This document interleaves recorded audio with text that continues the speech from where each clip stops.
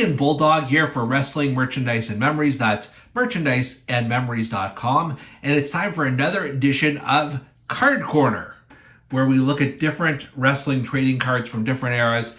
This one I'm quite excited about because I recently purchased a stack of trading cards from Topps 2000. It's called WWE 2009. I'm not sure that's the official name, but it appears to be. And this is before I started collecting cards again. I don't know exactly what we've got in this package. I've got, I looked through a couple of them, but not everything. Thought we'd go through this together. And what will also be fun is let's try and see how many of these individuals are still with WWE many, many years later. So without further ado, I'm going to go through these cards. All of them have been individually slabbed, which is nice, but it may affect the viewing experience. We'll see. All right. So the first card here in this giant stack of cards is of Shelton Benjamin. And this is when he was with the ECW brand. So it shows you how things have changed. And he was doing his Gold Standard gimmick, I believe. They're calling him the Gold Standard on here. And so he was still quite young in his WWE career. And he's the first person here, I'm going to say he's still very much with the company. Next one here we've got is Jesse of Jesse and Festus fame. I believe this is Terry Gordy's son, if I'm not mistaken, and he's on SmackDown in this series. He came with his buddy Festus and became an entertaining tag team on SmackDown. So Jesse is most definitely not with WWE anymore. Next up is Jimmy Wang Yang, and the I forget what his nickname was. Maybe it says on the back here something about redneck. Oh yes, Jimmy is the WWE's favorite Asian redneck who grew up near Atlanta, Georgia. I'm sure he enjoyed this particular gimmick, but he's no longer with WWE. And that transitions really well into another forgotten gem in Kung Fu Naki. He had the world's most racist theme song, if I remember correctly. This is he's on SmackDown for what it's worth. And he has made a transition from sushi to barbecue seamlessly. He's even a Dallas Cowboys fan. So there you go, Kung Fu Naki. Next up is Chavo Guerrero, who's representing Raw here. Chavo is one of those folks I do miss in WWE. I think he'd still, even at his age, could probably make a serious impact. Third generation star, considered one of the, Gory Guerrero is considered one of the greatest stars in the history of Mexico. Very cool card. I love the image on here as well. Next up is Jerry the King Lawler, who I'm going to say is still very much with the WWE family. He may be only occasional at this point, but this is after his Hall of Fame induction, a couple of years past that. I'm going to say he's still very much with the WWE at this point. Then we've got Legends of the Ring card. I like this. The shadows here are not doing this any favor because it's such a dark card. But it's Afa and Sika, the Wild Samoans, the forefathers to the current bloodline. The Wild Samoans, Afa and Sika may not have fully known what they were starting when they got into the world of sports entertainment. Seriously, that's an understatement. And looks like there's 20 Legends of the Ring cards. I think, I want to see how many I've got here, but I don't think there's that many. Anyways, Afa and Sika, not in WWE right now. Next up is Theodore Long from his days on SmackDown as the general manager. And let's see what it says about Teddy. Teddy Long is presently the general manager of SmackDown. Teddy started out setting up the wrestling rings, became a referee, and a good one, and then a manager. Remember the skyscrapers in Doom in WCW? It's really interesting. This is before his Hall of Fame induction, obviously, but he was a major player, so he's very much part of WWE. He's not part of WWE. I don't know what I'm talking about here. Getting a little bit off track. He's a WWE Hall of Famer for sure, but he's not part of the current roster. And speaking of not part of the current roster, it's Tony Atlas, another WWE Hall of Famer. He's on the ECW brand at this point. I feel like he was part of let's see here. Tony Atlas has been Mark Henry's manager and coach since returning to WWE. See, I thought this was when he was, what was it? The Abraham Washington show on the ECW brand. But close enough. He was Mark Henry's manager, which I had completely forgotten about. Next up is Ricky Ortiz from SmackDown. I do not remember much about Ricky Ortiz. Rally up with Ricky Ortiz sounds like a motivational mantra. Perhaps someday it will be for the former University of Tulsa NFL and XFL linebacker. They're referencing XFL here as well as WCW. Ricky Ortiz, of course, is not in WWE anymore, and he may have not even been by the time that card was produced. Coming up next, Randy Orton with a headlock of John Cena. Like the action card here. Let's see what it says about Randy. He was on Raw way back then. Still is today. The Orton's grandfather and father were huge stars in their own right. Young Randy has already surpassed them in stature and success. And this is 2009, so he's just gotten that much a bigger name in the years after that. So this is a good card. And that's our third person who's currently in WWE still. Next we've got Gabriel from ECW. Do not remember Gabriel. Gabriel is a United Kingdom native who possesses one of the most muscular physiques in WWE. Started off as DJ Gabriel. Okay, this is coming back to me now. Not a particularly fond memory or anything like that, but now I know who they're talking about, at least. DJ Gabriel. You give me the right context and we're off to the races here. Coming up next, Mike Knox. Whatever happened to Mike Knox? He was huge. And I just want to check. He's on SmackDown here? I thought he was on ECW. What goes on inside the head of Mike Knox? It's a good question, but don't really care. Next up is Charlie Haas. And I wonder if this is the same time. No, this is after. See, he's on SmackDown at this point. He's married to former WWE diva Jackie Gata. The couple has 2 beautiful daughters. Good for him. No, sorry, he's on SmackDown, not Raw. Did I say? I don't know. Again, it doesn't really matter. Next up is Primo. One half of the Shining Stars.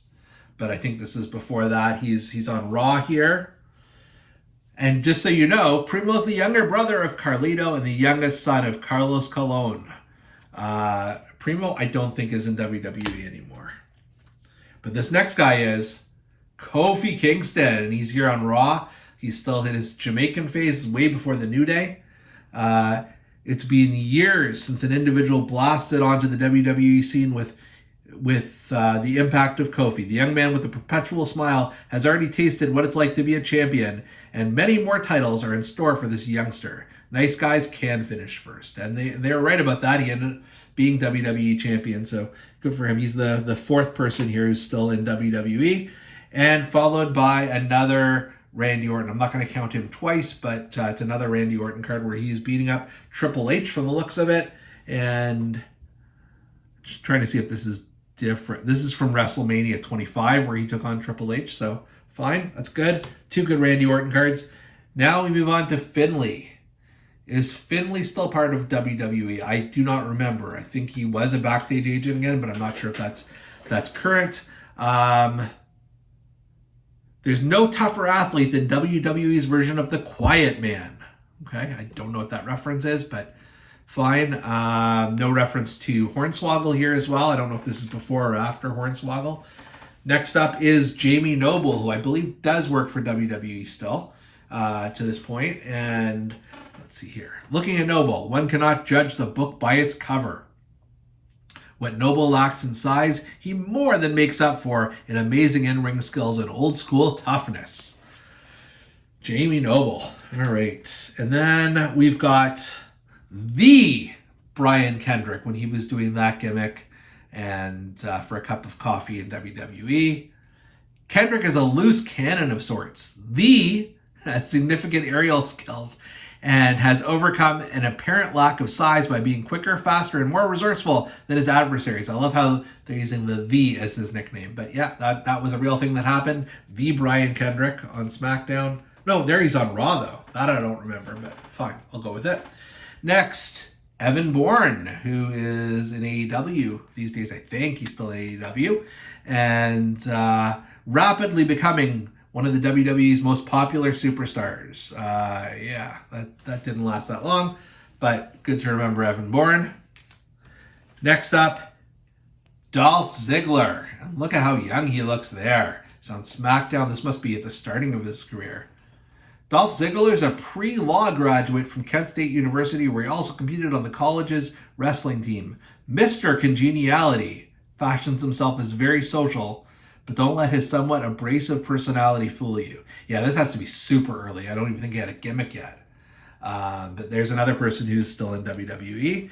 And another one here, MVP. And this is still obviously when he was an active competitor. He's got the Power Ranger suit on with the sleeves and everything. He's on Raw at this point, which I also, I don't remember that. He was the highest paid athlete in SmackDown history. I do remember that. It must have been a good investment, as MVP was also the longest reigning United States champion in SmackDown.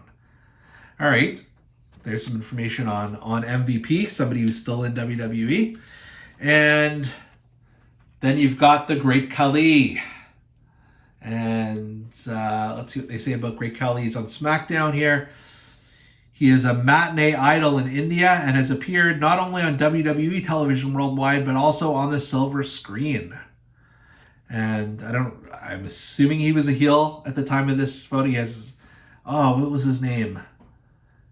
His manager. It's going to bother me. Not Charles Robinson, but oh well. The Great Khali, everybody. Next is Ted DiBiase Jr. Ted DiBiase, I guess he was called in WWE. I wonder if this is when he was part of the Legacy. DiBiase is a third-generation superstar of enormous proportions. Okay, Ted's grandfather and grandmother were great pros. Iron and Mike DiBiase and Helen Hild were big-time players, as was their son, the $1 Million Man, Ted DiBiase. So no mention of Legacy, so I don't know if this is before that or what. Must have been early on in his run. Obviously not in WWE. Same as this gentleman here. Actually, both of the people on this card, Jack Swagger and Christian, are in AEW now, where he's Jake Hager and Christian Cage, respectively. Swagger is a former two-sport football and wrestling scholarship athlete from the University of Oklahoma, blah, blah, blah, blah, blah, blah, blah. I'm wondering if this is before he was, because I think he was champion on SmackDown, maybe. And this was after he was on the ECW brand. So early on in Jack Swagger's career. Next up, another forgotten name, Ezekiel Jackson on ECW. And let's see here. Jackson arrived on the scene as an associate of the Brian Kendrick. Don't remember that. However, one can tell that Jackson is destined for bigger things. Nope, that's not correct. Then Santina Marella, not Santino, just to be clear, with the Miss WrestleMania crown and sash. And this is indeed a card from WrestleMania 25. Santina Marella, the alleged twin sister of Santino Marella, won a 25 Diva Battle Royal to earn the distinction of becoming the first ever Miss WrestleMania. Yeah, why, in hindsight, why would they have done that? But Santino is an Impact these days. And another one, this one is just Santino, though. This is the twin brother that's in Impact. And let's see if they say anything else about him. It's hard to believe that I actually witnessed Santino, not Santina, win the Intercontinental Championship. That's a great question. I wonder who is writing these. It doesn't say here on this card, but I will have to track that down, because I feel like Jim Ross or somebody like that was doing the writing for these cards at the time, or somebody of that stature. So just a funny card of Santino Marella. Getting to the end here of this collection, and got a double of Dolph Ziggler from SmackDown. I think this is the exact same. Yeah, Mr. Congeniality. If anybody wants it, you can have it. And then the final card is Ranjan Singh. We just talked about him here. The manager of the Great Khali, and I think he was on the writing team or something like that. Let's see what it says here. The Sultan of the Sideburns is the interpreter, confidant, and brother of the 7'3", 420-pound Great Khali. He's the brother of him. Huh. Yeah, they don't say anything about him being a writer off screen, but how perfect is that? Our look at WWE 2009 cards from Topps has Ranjan Singh card. This may be the only Ranjan Singh card in existence. I don't know. But just going back to my original premise, let's see how many people do we have from the current WWE roster. Got 1, Shelton Benjamin, 2, MVP, 3, Dolph Ziggler, 4, I think, Jamie Noble, 5, Randy Orton, 6, Kofi Kingston, and then last, Jerry the King Lawler. So interesting, out of all those cards, there's only a few. This is kind of a cool collection. I mean, obviously I don't have any more than whatever this was, 2 dozen cards, but it's still something that, because I wasn't collecting at this point, it's good to have, and I'll have to find a good place for them. For Card Corner, I'm Canadian Bulldog. Thank you for watching.